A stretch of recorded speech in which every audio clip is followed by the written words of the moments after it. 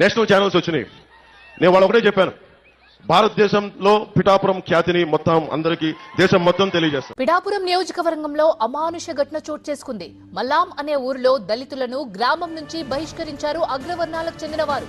షాపులు, హోటళ్లలో వస్తువులను దళితులకు విక్రయించరాదు అంటూ హుకుం జారీ చేశారు. నిన్నటి నుంచి మల్లాం గ్రామంలో దళితులకు వస్తువులు, తినుబండారాల అమ్మకాలు నిలిపివేశారు. డైలీ తెల్లగట్ల 5 గంటలకి హోటల్ కాడికి వెళ్తానండి. రోజు ఎలాగ వెళ్తున్నాను అలాగే టీకి వెళ్ళానండి. చంద్రరావు మా పెద్దలు టీ వద్దన్నారు, వెళ్ళిపో అన్నారు. మాట్లాడు అన్నవాడు మా దగ్గరికి కొట్టుకాడికి రావద్దు అన్నారు. అంతే, మమ్మల్ని చాలా కించపరిచినట్టు మాట్లాడి మా మనోభావాలు కూడా దెబ్బతిన్నాయండి. ఇంకా అక్కడి నుంచి మేము తల వంచుకుని వచ్చేసాం. ఇంకా వాళ్ళతో డిస్కషన్ మనకి ఎందుకని. పాలుకి వెళ్తే అన్నాడు, తమ్ముడు పాలు రావద్దన్నాడు అని. ఎందుకంటే పాలు వేయొద్దన్నారు అన్నాడు. సర్లే అతను ఖాతా కదనదని ఈరోజు చేసి వెళ్ళిపోతానంటే ఆ అమౌంట్ క్లోజ్ చేసి నన్ను పంపేయాడు బయటకు వచ్చి పాలు వేసి వెళ్ళిపోమన్నాడు.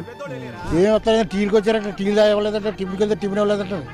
మాసం వాళ్ళు ఎరకలేండి వాళ్ళు కూడా అమ్మొద్దు అన్నాడు మా వాళ్ళకి. మరి మేము ఎలా బతకండి, అమ్మపోతేనే అమ్మొద్దంటే అన్నీ. సభ్య సమాజంలో సిగ్గుచేటు అయిన పనులు చేయడం చాలా అసహ్యకరమైన పరిస్థితి అండి ఇది. ఎందుకంటే ఇంకా బడుగు బలహీన వర్గాల మీద అణిచివేతకి ఇంకా గురేయడం అనేది చాలా అవమానకరం అండి. ఇది ఇంకా చట్టబద్ధమైన హేయకరమైన పనులు చేయడం అనేది మంచి పద్ధతి కాదండి. ఏంటంటే ఎప్పుడూ లేనిది ఈ విధంగా మీకు క్రయ విక్రయాలు లేవు, మీరు మా దగ్గరికి రాకండి, మేము మీ దగ్గరికి రాము అనే విధంగా ఉండడం అనేది చాలా దుర్మార్గమైన చర్య.